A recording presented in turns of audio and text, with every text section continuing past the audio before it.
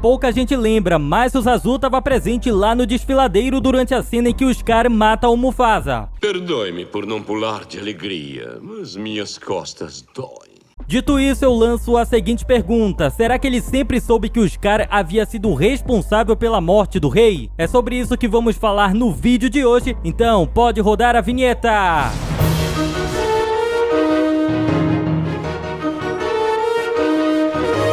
Fala aí galera, tudo bem? Eu sou o Gabriel Rodrigues e este é o canal Excursão Nerd. Só para destacar que eu não sou o responsável direto por essa teoria. O verdadeiro autor está devidamente creditado na descrição do vídeo, onde deixei o link do texto original. Sem falar que também vou adicionar alguns elementos novos para deixar a teoria mais robusta, então bora pro que interessa. Quando as hienas causam a debandada de gnus, Scar vai até o Mufasa para avisar que o Simba estava lá, no meio da confusão. Desesperado, Mufasa vai até o desfiladeiro para salvar seu filho, e pouca gente lembra, mas o Zazu também vai junto com o rei para ajudar no resgate. Enquanto Mufasa tenta encontrar o Simba, Zazu externa ao Scar seu desespero com a situação e diz que vai procurar ajuda. O Scar logo se irrita e faz isso aqui. E agora o que vamos fazer? Eu vou buscar ajuda, eu vou...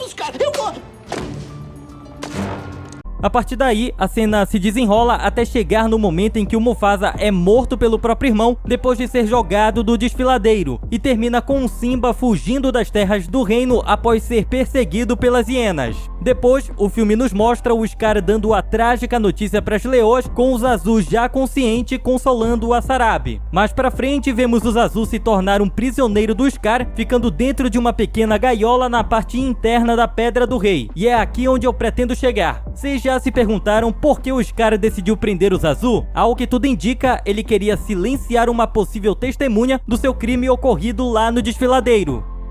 Depois que recuperou a consciência, o Zazu com certeza deve ter ficado desnorteado com a notícia da morte do Mufasa e do Simba. Contudo, passado esse choque inicial, ele provavelmente começou a desconfiar do Scar por uma série de fatores. Primeiro, ele passa a acreditar que quem o atingiu lá no desfiladeiro foi o próprio Scar. Afinal, só havia os dois ali, enquanto o Mufasa enfrentava a debandada para salvar o Simba. Não tinha como outra coisa ou alguém atingi-lo de surpresa, com exceção do Scar. O Zazu então inicia uma espécie de investigação para tentar desvendar o que exatamente aconteceu no desfiladeiro durante o período em que esteve apagado. E nessa investigação, ele descobre todo o plano maligno ao ouvir escondido uma conversa entre o Scar e o trio de hienas Shenzi, Banzai e Ed. A partir daí eu enxergo dois possíveis cenários que vão convergir em um mesmo desfecho. No primeiro, o Scar descobre que o Zazu estava espionando ele e imediatamente o prende para evitar que seu segredo fosse revelado. No segundo, o Zazu ouve a conversa sem ser descoberto, mas comete um grande erro. Ao invés de ir contar tudo para Sarabi, ele decide primeiro confrontar o Scar. Esse encontro cara a cara termina mal pro Zazu, que acaba preso. Independente do cenário, ele termina dentro de uma gaiola na parte interna da Pedra do Rei. O Scar então decide proibir que o nome do Mufasa seja proferido na sua presença.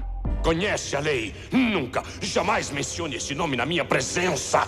Essa decisão tem dois motivos. Primeiro, porque ele odiava ser comparado com o irmão. E segundo, para evitar a possibilidade do seu segredo vir à tona. Sem falar que ele também deve ter ordenado que as hienas não falassem mais do plano que rolou lá no desfiladeiro. E claro, que além de prender o Zazu, o Scar também o ameaça por diversas vezes para lembrá-lo das consequências caso ele decidisse abrir o bico.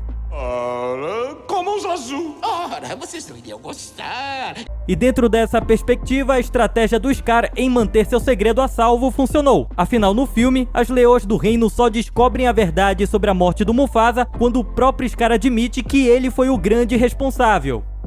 Essa teoria funciona apenas para a animação original de 1994, já que no remake lançado em 2019 temos diversas alterações na cena da morte do Mufasa. Por exemplo, o Zazu até vai ao desfiladeiro para ajudar no resgate do Simba, contudo, ele sai de lá pouco tempo depois.